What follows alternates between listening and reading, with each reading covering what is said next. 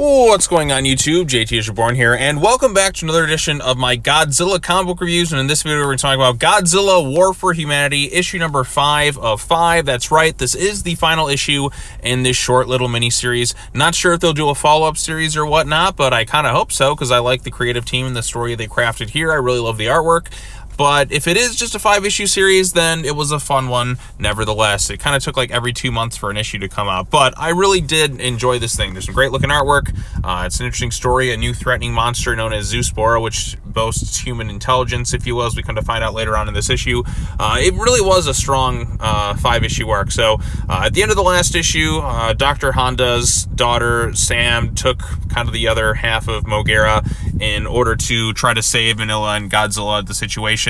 As you know, Mogera was severely damaged while facing off against Zoospora and the infected kaiju, and so they brought it back so they can live to fight another day, basically. But now that things are really desperate, her daughter's in peril. She even managed to pull out a gun on Phazon Fullcheck, or whatever his name is. Look, I'm not asking, I'm telling you, we are taking Mogera out there. I gotta save my daughter. So there's that. This one was written by Andrew McLean with artwork by Jake Smith. Basically the same creative team behind the other issues, and like I said, it's Godzilla versus Zoospora and the infected titans, kaiju, whatever you want to call them. Mogera comes back into the picture, but as you know, its hull was basically, once that thing cracks, it's nuclear, so it'll melt down, if you will. So there's the risk running of that, and so they have to find a way to stop Zoospora.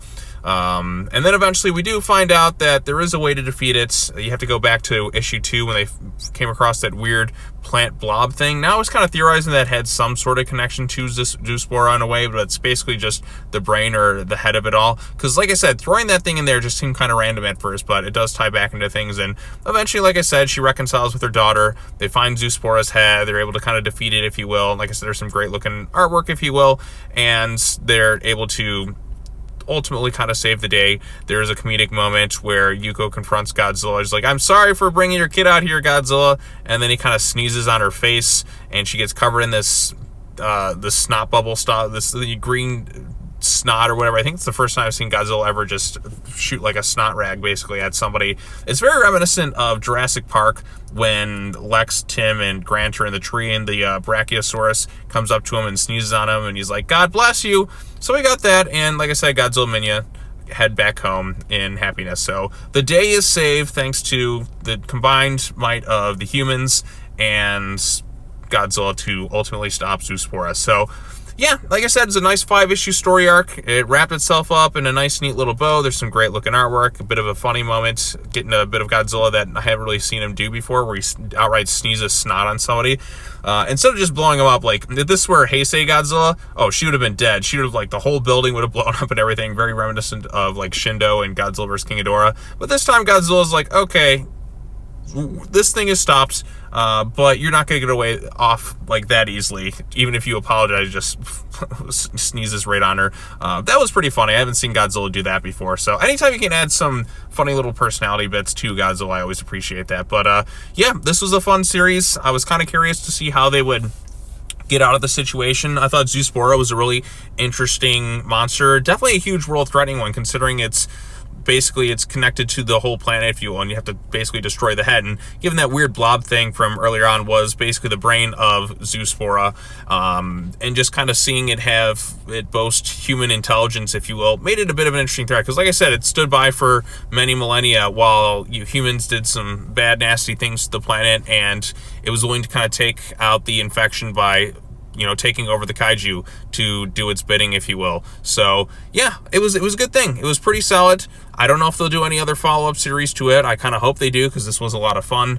But if it isn't, then at least I got a solid 5-issue storyline with this theme. I wonder if I'll have to check out some of the stuff that the creative team behind this did before, because Andrew was the writer, and I really like this Jake Smith artwork. It gave a really unique look to a Godzilla comic book that I haven't really seen before. So thumbs up for me. If you're a Godzilla fan, definitely check this thing out. I think it's a lot of fun. Great looking artwork once again. And yeah, I can't see why you wouldn't enjoy it if you're a fan. So anyways, that's all I really have to say about the series. I'm not sure what the next IDW comic book that's going to be coming out soon is. I know they're doing Godzilla vs. Power Rangers, but when I try to review the first Godzilla vs. Mighty Morphin Power Rangers comic book, I seem to have some issues with the video. I don't know if that's because anytime somebody posts anything Power Rangers related, then he gets flagged for copyright or something. They have some sort of like bot that tracks down, oh, somebody mentioned Power Rangers? Well, we better flag the hell out of that video or whatever. So maybe I'll have to try and cover that when all the issues come out, like the first one. Because like I said, you're combining two of my favorite IPs, Godzilla and Power Rangers. Actually, I think the next Godzilla comic book is Justice League vs. Godzilla vs. Kong, which I have covered every issue of that for right now. And that's like the last MonsterVerse thing we'll have for a while until Monarch Season 2 comes out and some of the other Apple TV stuff. And they haven't officially greenlit the next film of the series, but I'm sure we're going to get to that point somewhere soon. So, but anyways, that's all I have to say. As always, take care now. Bye-bye then. I will see you all in the next video. I got some DC comic book reviews. 2 more left for this week. I might get one out tonight, and then I will try to get another one out basically by tomorrow. So look forward to all that stuff. All right, well, that's all I have to say. As always, take care now. Bye-bye then, and I'll see you all in the next video. Peace out.